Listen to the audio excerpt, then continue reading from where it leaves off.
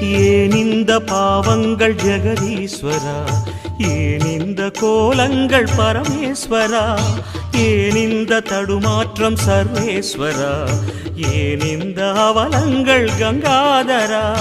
மூன்றாவதாம் உன் கண்ணையே நீர் திறப்பீர் உலகுயவே. ஆதி அறியாமலே வாழ்ந்து வரும் வாழ்விலே ஆசைகளின் ஆட்டமே பாரு. வாழ்க்கையில் சாவியும் ஆழியில் வீழ்ந்ததே, வழி என்பதென்ன இனி கூறு.